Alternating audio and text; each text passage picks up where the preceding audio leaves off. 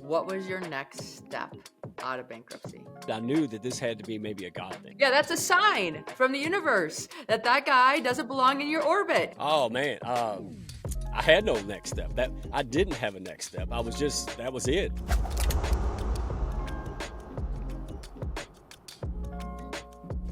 Friends, today we have Mike Asherbranner on the podcast today. That's a hard last name for me, so thank you for your patience on that one, Mike. We were introduced from a mutual friend named Tanya. So, Tanya, thank you, because I've already talked to Mike and I absolutely adore him. Oh well, thank you, Tanya, and thank Yeah. you, Jen. You are awesome. I loved having you on our radio show. This is such a great thing, so I appreciate you. I'm honored. Yeah, no, it's fun. Okay, so I like to go, your story's unique, right? And it starts in a point of pain, and you've been able to turn that pain into purpose and pursuit. So let's start there so we can get into the nitty gritty with the audience right away. Yeah, I mean, my story is kind of common. I'm actually a pink neck, right? So I'm known as the redneck financial coach, and affectionately, and that's a wild story. But I did everything I was supposed to do as a young adult, right? I went to school. I got 2 degrees, so I'm an overly educated pink neck. I grew up mostly country, but I was inner city, suburbs, and I did everything I was supposed to do, and the opposite happened. I was miserable. My ambition was beat down to almost non-existence, and I had to file bankruptcy to get out from under my house. That this little starter home, and that's really the huge pain point you're referring to. That was devastating. That's not supposed to happen, right? That's not the American dream, and yet Right. it happened, and that's where it all kind of changed at 29 years old. It was a painful, wild ride, but looking back, I'm so glad it happened because I wouldn't be here around the people I'm with today. So you can relate to Yeah. that. Right. Okay, so you did all the right things. You ended up having to file bankruptcy. What was your next step out of bankruptcy? Oh man, I had no next step. That I didn't have a next Okay. step. I was just that was it. I mean, as far as I was concerned back then, life was over, right? I mean, it was just horrible. But like happens, I was introduced by my cousin. So my cousin, I love my cousin. He's goofier than me. But one day I was devastated. We were in the process of bankruptcy. Again, I didn't cause the problem. It's just the guy built all the homes. There was no legal recourse. So my cousin, we were playing cards, and he come at me one day. He says, "Oh man, I'm gonna." He had his folder. He's like, "Oh man, I'm gonna pay my house off in 8 years, and I'm gonna be financially independent. At 55." And I said, "Get the heck away from me! You must be drunk, man. Go on somewhere." Didn't take him seriously. Well, the man who became my mentor and really helped change my life from that point, his name is Rick. And he called me. And this is the pivotal part. This is the only reason, because I was just a grunt worker. I was a firefighter. I had no intention of being in finance or anything. But the man said, "Hey, you need some help. I can help you learn what you don't know so you can make better decisions." And here's why I said yes. I was very close minded, not bragging, just telling the truth. And so I said, well, look, my cousin, he's goofy, but I trust him. That's number one. Number two, Jen, I've never heard of a financial person wanting to work with a broke guy before. So I was curious, right? And number three, what the heck was he going to do to me? I'm filing bankruptcy. If the dude is foul, who cares? Like, he Hmm. can't hurt me. So all of those three negative reasons is why I jumped into it. And it changed my life because to this day, I have no idea why that man did what he did. He made no money. He took a lot of time, and but I thank God every day he did it, and because of that, that's really made an impact of who I am and what I do for others, and that's why I'm here.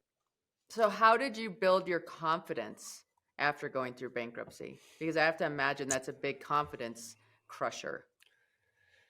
It took a long time. I'm not gonna lie. It took a Yeah. long time. There was no, ray of sunshine or heavenly, calling or anything. It well, it's courage. Things get hard for us, and me too, and everybody has hard things. I think if this makes any sense, what's harder at the moment? So it was harder for me to give up and live life and be unhappy than it was to do the work at that point. I think that was what happened. It's like, yeah, it's hard to grow and to look inward and face your challenges, but harder was not living fully. It was just Hmm. that catalyst. I'm like, you know what? I got to figure it out because being average and ordinary and depressed is not me. So that's Hmm. what drove me. I'm like, hey, I got to get up and figure it out. And it was a long, painful process. But again, in hindsight, so glad I took that journey. And that's what I encourage others to do, because, life is short, as you well know, and we are way more powerful than we give ourselves credit for. And that's my calling card. If I can do it, heck yeah, you can do it. Right. And that's you. Yeah. That's what you stand for. Yeah. Yeah. Yeah. Yeah. Now, what made you listen to Rick? What made you think, okay, this guy is doing all these things for me and he's on to something? Because I think sometimes we get offered help, but we don't dare take it. You had the courage to take it. I maybe the courage would be a nice way to put it. I think maybe a combination of desperation. Even though I'm closed minded, I knew that this had to be maybe a God thing. To me, it was. It was just, I didn't plan this. Here this guy is. And when he spoke, I believed every word. And it was very rare for me to do that. I was very skeptical, and because most of us have been screwed over multiple times. Right. But the Right. man, I believed him. There was no malice in him. I believed everything he said. He had a similar story, similar background. Uh, and that was enough for me. I said, this guy's honest. What the whole saying, don't look a gift horse in the mouth kind of thing. Like, I was like, well, instead of questioning the man, how about I try to learn from the man until I make him mad? He don't want to teach me no more. Right. So it was just, I was desperate, and he was there. When the student is ready, the teacher will come. And that is exactly what happened. It was Yeah. amazing. Well, and you were willing to take a shift in perspective. Okay, I'm Yeah. going to try this different because what I've tried before hasn't worked. And that different gave you an opportunity to go forward. And it was a painful caterpillar coming out of the cocoon, long, nasty ride. But I encourage everybody out there, do it. What's harder is staying the way you are, knowing that you're destined for better. Yeah. That's the key. You're absolutely Okay, right. so you latch onto Rick, you feel what you believe what he says. Like, how do the next couple years look? Oh, awful. I mean, this is Okay. where I'm supposed to say everything was great and Yeah, woohoo, and no, no, we're not there yet. That's fine. no, we're actually on the fast version, So, but I want people to relate, and that I think when we feel like we're the only ones that have these problems, no. So it took a long time. I just kept doing what everybody else was doing. My stepbrother was in computers. I got a degree. I didn't want it, but I didn't have my own direction. I didn't have my own confidence. I didn't know who I was, to be honest. And it was a painful journey, but I just kept saying yes to whatever the hell came my way. And that was the difference maker. I stopped resisting and knowing it all. And I started leaning in with curiosity. I would approach problems. And I had counseling and all kind of different things. That was a big step for me, being country and manly and firefighter. But I've realized that the manly thing to do in this situation is to seek help, lean into it. And so just this long process of just screwing things up, having the courage to build that confidence, hopefully, and being vulnerable. I have to say, being vulnerable, when I look back on it, was the biggest advantage, the biggest catalyst for the change in my life, because we get defensive, and that's not a way to live. That's not how we're designed. We're designed for curiosity, to view things like a science experiment, right? To Hmm. understand when you change the way you look at things, they change. The things you look at begin to change. Oh, I Hmm. hated that saying, but dadgummit, it is absolutely spot on. Um, and it's just so, I'm so nostalgic right now. Can you tell? Like, I love you it. just No, got but I'm me. bringing you to that space because I want to, you said a couple things that we can dive into deeper, but you learn to be vulnerable and ask for help. So, somebody that's listening today that's in a hard spot, what kind of advice can you give them to lean into that ask for help, be vulnerable piece? Because we can talk about it all day long, but you've lived it at a very intimate Yeah. level, so you're able to respond to that in a deeper way than maybe some others.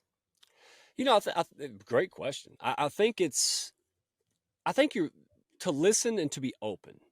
Okay. Because we don't want to tell everybody our deepest, darkest secrets. We don't want to confide in the wrong people, right? I'm not Pollyanna, right? I understand that. Right. However, it's be open. I remember my best buddy. I met this lady a year and a half ago. Best friend, sister, absolutely love her to death. And it was her story that I can share that makes more sense than my story. Okay. Lots of tragedy, lots of divorce and things going on. So it wasn't really the best time to trust anybody, much less a guy, right? So we connected in our own broken states, and I in hindsight we had a discussion on it not too long ago, and I said, well, why me, right? Like, I stranger danger, right? Especially where you were going through. And she said, look, there was just a voice that says, no, don't get rid of this guy yet. And I think that's trust your instincts, even if you're broken, even if you're depressed, even if you're having issues. trust that inner voice that says, hey, you know, you want to put the wall up, but not this time. See it through. Give it one more day. Test people, test things. You try clothes on before you buy them a home, right? You test drive a car. Hopefully you date a while before you marry. Have that same outlook in life and people. Start little baby steps, turn into bigger steps. And so just when you find somebody special and that little voice goes off, take some time to explore that. You know, see them, go check their social media, ask good questions. They're out there. They're absolutely out there. Don't believe all that crap. Well, there's no good men or people left. Oh, that's horse stuff. Like you just have to be patient and sort through a whole lot of it. But they're out there. I proved that. That's why we started the community group we got. So just give yourself, believe in yourself a little bit. That's all. That's my encouragement. Just try it. Yeah, and talk to us a little bit about your community and how that evolved and why and all the things there. You know, you remember the Chris Rock told the joke about Mark Zuckerberg creating Facebook because he didn't have any friends. That was me. That's not a joke. That was absolutely me. So, I mean, long story short, I mean, people can relate to this. It always starts at COVID. We always have that secondary story, and I'm no different. So, COVID hit, and I was running my business, running back office for finance. I was running my own financial business, still am. And then it's funny because as I they told me I couldn't go out and play anymore. And as you can tell, I'm very social. I love to be in around people. I led a nonprofit. I loved the whole, you know, social aspect. And so I did what most of us did around 40 years old or up. We went to social media and we started pitch slapping with a P, pitch slapping and spamming people. And I did that for almost 2 years. So that's where my hairline went. My hairline, this side of my hairline is social media, and this side is my kids. Um, Mhm. but but I did that, and most people did it. And I had a peer that had his business. He could do it well. I couldn't do it well. And so that's what happened is that I realized no one cares about me, what I have to say, when I'm selling. Essentially, no one's there for me.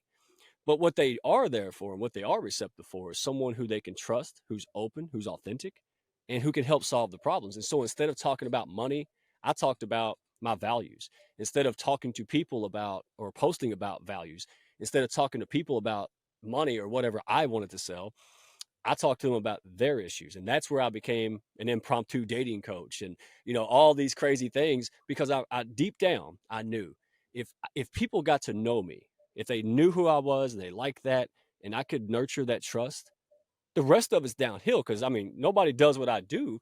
And so it was just one of those things where about 8 months, I was loving on people, and everybody said, "Oh, you ought to teach LinkedIn." I'm like, "No way, man! I don't want to do none of that." And then when the market kind of went down, guess what? People said, "Hey, my guy don't even call me. You know, here you are," and it was just so natural. And so what happened was I just built this community group of people who were they didn't feel like they fit in either, right? They didn't feel like they were good enough, and I just kept piling it on. And diversity, I mean, distinguished attorneys, the UN Women's President. I mean, it got crazy. I still feel like a poor kid in Santa's workshop. That's how I feel every day. And it was just the courage to go out there and say, look, I just want to make some friends. You know, dadgummit, I just want to be. I want people to know me, and that Yeah. is what changed everything. Yep. No, it sounds like it. Okay, wait, you kind of glossed over this thing that you were a dating coach for a while. Like, don't just gloss over that. Give us some juice on that. What does a dating coach do, and what was some of your good advice that you gave? Okay, good is probably we'll have to defer to the ladies, but it's interesting because I bring a male perspective. Remember Gremlins 2? Yes. Remember the movie Gremlins 2? I'm the gremlin that talks. So I'm still a gremlin. I'm an elevated gremlin. I'm involved, right? And so what I the ladies were having issues, whether it was dating or whether it was, a misogynistic boss or a coworker or something like that. And it was just an opportunity for me to help clarify and give them tips on how to. I'll give you an example.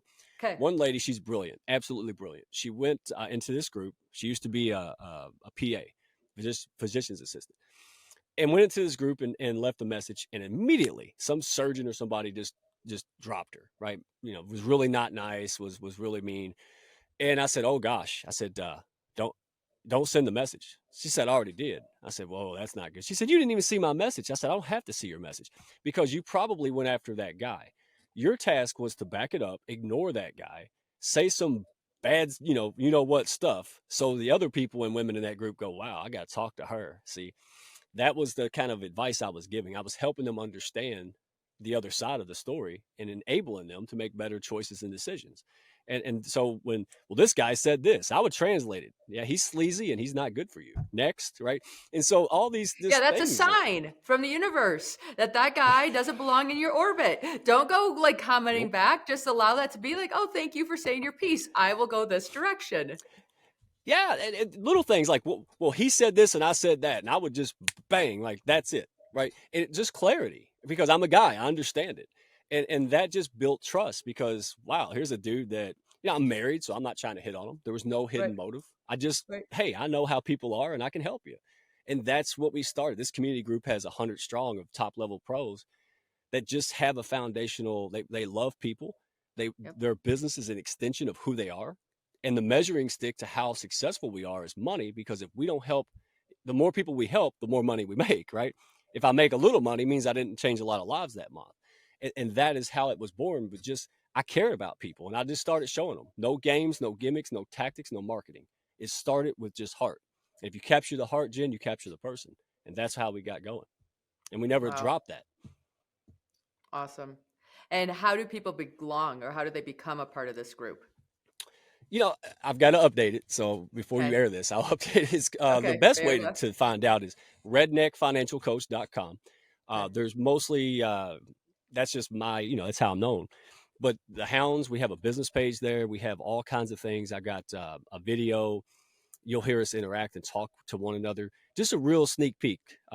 It's like peeking in the windows, but not creepy, right? Like you're going to see who we are and, what we're all about. And that's the best way. LinkedIn, I'm also on LinkedIn, Mike Asherbranner. Look And me do up you there. But do LinkedIn coaching? I do, but it's more business. It's not the influencer stuff that people think of. Like when you think of LinkedIn coaching, it's like, oh, get a gazillion followers and get a million likes, because you're not paid to get liked. You're paid to Right. solve problems. And so I have, again, because I was loving on people for a year, building the Hounds without knowing it. People kept saying, you should do this. You should do this. You should get paid to do this. I had one lady just pay me. I didn't, she just sent me money. I said, what do you send me money for? She said, I'm tired of you playing around. I'm hiring you.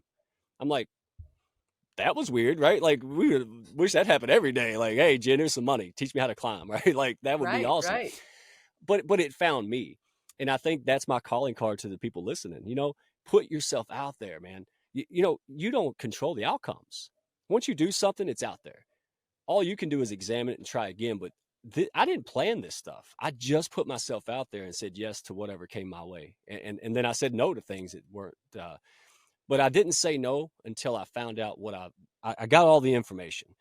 I used to make decisions based on false or lacking information. And I encourage everyone, that's why the Hounds exist, is if you're going to make a life-changing decision in whatever business life, do you want to base it on a little bit of info or all the information you can possibly get? And I want people not to repeat my mistakes. Go out there, soak it up like a sponge, get educated, informed, then make a decision, experiment with it. Doesn't work out? Fine. Try again. You don't see a scientist throw the beaker and get mad because it failed 600 times. He's actually happy because it's supposed to take 6,000 failures. This kind of mindset used to sound like crap to me, but it is absolutely dead on. I mean, look, you're breaking records doing the most dangerous stuff on earth. You know what I'm talking about, right? Right. Failure is part of the success. Like you're not going to get success if you do not embrace the failure along the path. Definitely. Absolutely. Right. It comes with it. It's like saying I'm gonna have some cookies without any, any ingredients. Well, good luck with that, right? So just lean into it. Stop resisting, right? Stop hiding it. Give yourself permission just to be happy for once. Just what do you got to lose? That's what happened when I put this goofy hat on. The guy said, "What do you got to lose?" I said, "Nothing." That's a good question, life-changing question. I have nothing to lose. Everything to gain. That was the second part I didn't realize or believe. Right. But now that you're further down the path, now you do have things to lose, right? Because you've built Yeah. up yourself again and all this kind of stuff. So how do you stay in that same mindset?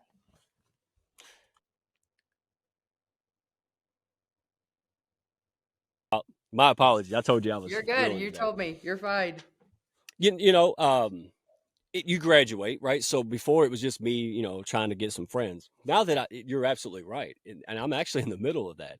when you have something special, now it's under a threat. You have opportunities, but you also have threats. And it has been challenged. I'm not going to lie. It has been very challenging.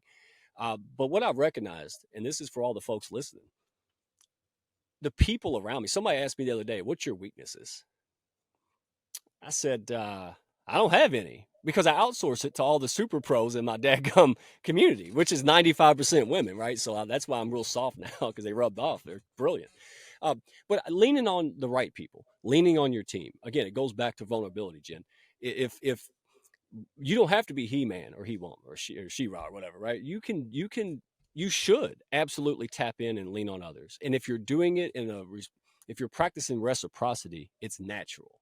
It's like a dance. If you and I agree to the salsa dance, it's supposed to be a joint effort, not one versus the other. And I think that's the key. Go give value, go do something else. And when you have a need for something, good people reciprocate. They can't help it. It's not that we're keeping score. They're looking for an opportunity. So don't deny that blessing. Give it to them. Give them that opportunity to repay and help you move forward, because they're going to be happy doing it. So lean on your people. Stop trying to do everything alone. That's ridiculous. That's my best advice. I like it. We've had the theme of vulnerability, right? Being authentic, hiring things out, asking for help, all those different pieces that have gotten you to where you are today. Where do you see your future? Like, what does 10 years down the road look? I'm struggling with that right now. Okay. You caught me. You know how you always look at people and they reflect back, but they're already successful. You're seeing it in the making. So you're seeing not just the tip of the iceberg. You're seeing all the crap that goes underneath the surface. Yeah. Part of me is like, I don't want to tell you my audacious goal, because Then you're held accountable, right? That accountability piece. But I'm sitting across from you, so this ain't the place for it, right? Like, I'm sorry. No, your accomplishment. You've been here, and so No, I've been there, really, because when I started on my quest, I wanted to not tell anybody about it until I got done. And my girlfriend said, that's not fair, because how else are we going to learn what it really takes to make this thing happen? And how do we want to see all of it, not just the win. There's enough people celebrating wins. We need to see the behind the scenes, and the environments that I was going to, they would never get to. So the only way they were going to see right, them is if I shared them. And so right. it applies to you too. It does. So, I mean, if I'm just, hey, I just let it out there, Mr. Vulnerability. I want to be, and again, not me, but the community itself. What it brings Okay. to people is so life changing and empowering and no bull stuff, that I would love to see it through. I love to push it forward, where we have a Hounds of Business phone app, where, we already have a radio show. We've have TV network opportunities. And why hit the brakes on that? Like, obviously I'm not the one doing it. People are saying, hey, let's do this together. More people want to do this. Birds of a feather flock together. When people like you invite people like you, then I know we're in the right spot, because you wouldn't be here. You're busy, right? So um, that's where I want to continue. My main calling card is this. Everybody's been screwed by somebody, so nobody trusts anybody. And I'm looking to restore the integrity and honesty and the kindergarten ecosystem into networking, into business. So I've got all these brilliant people. I would love to make a new community group that's worldwide, that people can come and wherever they need to go, whether you're new, you're having issues, whether you're mental health, focused, whatever, that it's just a safe place, that we're growing, but we're able to keep those foundational principles together. And that's what we've done on a little scale. Why the hell not going to larger? I mean, again, well, your son. Well, why climb that one? Why don't you go for Everest? You're like, Right. Let's up it. why not? Yeah, let's do it. But I couldn't do it without the strength and leadership of the people surrounding me. That I feel like I ran out of everything I knew was exhausted a year ago, and everything we've done is them. I'm serious. I got an Etch-a-Sketch and bad Wi-Fi. There's no way I could do a live stream, be successful. I have to have a team. I have to have Yeah. people believe in me.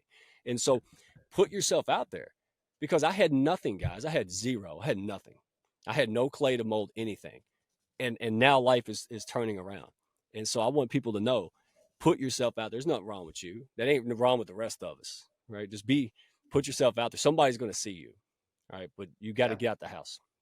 Yeah. And I like the emphasis on team, right? If we're going to climb a big mountain needs a big team to get to the top, because doing it ourselves, it's just too much weight to carry and we run out of energy and we just can't see it all the way through. And that doesn't just hurt us, it hurts all the people that we would have the power to impact. Yeah, and by the way, in sales and business, people expect us to say we're great. They don't expect people like Tanya and other folks, to run around and go, "Hey, the camel guy, camel head guy is great." You can't pay people enough to do that. That Right. that comes from an authentic deepening of relationships and being clear about it. Attracting, repelling, sorting. Um, but you have to it all starts with putting yourself out there. As scary as that is, just go out there. And here's the deal, guys, ladies and gentlemen, look, if people are putting you down or you don't feel comfortable, that's not a reflection on you. That's just the wrong people. Go find Hmm. new people. Matter of fact, you want to know the truth of why I started the Hounds, like the catalyst? I haven't Yeah. told nobody this. Tell I was us. surrounded. I met machismo and just I'm trying to use my words carefully. Not nice guys, and it was frustrating me to no end. I just kept seeing these hardcore sales, transactional, macho, and it just drove me crazy. And one day I met a country guy who appeared to be big, right? And that's the straw that broke the camel's back. I said, apparently I don't fit in anywhere because it was fake. I checked him out, and he was rude to me. He came at me the wrong way, really demoralizing. And so I started researching this guy. He was smoke and mirrors. He was Mm. fake. He's fake. He wasn't real. And I'm already bigger than this guy if you want to do that, if you want to go there. And so I was like, how many other people feel like I do? Like they don't fit in and it sucks. And I was blown away. I mean, New York City attorneys feeling the same way that I do. But see, we're all human. It doesn't matter what your Right. accolades are, man. It matters what's in here. And Yeah. and when I started connecting with people on the heart level, amazing things happen. And on the flip side, I lost a lot of money or didn't lean into a lot of money simply because I knew that person was going to be bad for my reputation. I knew they weren't going to be like me. And so that was where I was tried by fire. I think that's why this is because I've proven that I'm not just words. And I'm Yeah. modeled by example. So when people come in, they look to me in the leadership as an example and they're happy with that. So Hmm. it's do as I say and do as I do, because Yeah. that's who we are, right? You Right. know what I mean. Your team wouldn't follow you to danger if there Right. wasn't that same thing. We're in a life or death situation. We're getting very clear very fast. So, Oh and yeah, not like, and just from a here's what I'm capable of, here's what I'm not capable of. How do we work together to make this happen or not happen? But we need to come home alive. So, whatever that looks like, right. coming home alive is the agenda. Yeah, and it means doing the hard things. I mean, I have a background in firefighting, and so I'm always hugging babies and joking and signing Applebee's napkins. But there are times where you got to get down to business, and but people respect you. And when I do pull out those, hey, this is the decision. We're going to stick with it. It's few and far between, but that's when you did a good job as a servant leader. When people say, all right, we're going to trust the guy. We don't like what he's doing. We're not agreeing. We're emotional right now, Hmm. but we're going to, what's the word, digress Hmm. and give him a shot. And that's when I knew, oh, wow, we have the most special group of people on planet Earth. Like, this is the real deal. And that's given me the courage to dream big and to execute big. And then you come along, and I'm like, oh, yeah, this lady knows no small, right? Like, wow. Like, that's what I mean, putting myself out there. And now you're here inspiring me at a plateau that I'm at in a fork in the road. Hmm. Guys, this is real. I just want everybody out there driving along, listening. You were put here for something special. Go find out what the hell that is. Definitely. And we are all encouraging you to do that because we all benefit. When everybody steps into their authentic selves and has the courage to live those moments out, the ripple effects are immeasurable. It's absolutely amazing. I've seen Yeah, it time and time again. yeah. Excellent. Okay, so how do Define. people find you, Mike? Like, how do we connect to you? How do we find you? What's your links? All the good stuff. Well, if you want to find me, it's probably in a tree or an outhouse out in the country somewhere. All But right, you can fair also enough. virtually is easier. Virtually, I'm more predominantly on LinkedIn. So go to Okay. LinkedIn. It's Mike Ash Branner. You start typing in Asha and it'll pop up. I'm Okay. also on Hounds of Business on YouTube channel, Hounds of Business, and redneckfinancialcoach.com is really to find more info about the Hounds. That's where that is. So anybody, entrepreneurs, people who are small business, big business, people who are transitioning, right? So if you're in a job you hate and you're secretly trying to build a side business and you're trying to transition to full time, you come to the right place. We got them all. And so if you're a good-hearted person that brings value through your business or you want to, check us out, test drive us, man. That's if it's not for you, you can leave or you come back later. I'm like a buffet, man. Have all, have none, have some. I don't care. I just want you to get off your duff, get out there and start living. Life's too daggum short to not define happiness for yourself. I'm doing it at 42. I know people doing it at 70 years old. Yeah, you got breath. Make it count, man. It's the quality, not the quantity. Woohoo! Well said. Yeah, Thank you, where'd that Mike. come from? That was amazing. Thank you. Wow. Did I just quote Principal? Wow, unbelievable, huh? It's good. It's good. All right, guys, listen to the episode. Be sure to subscribe. Let us know what you think. And thank you.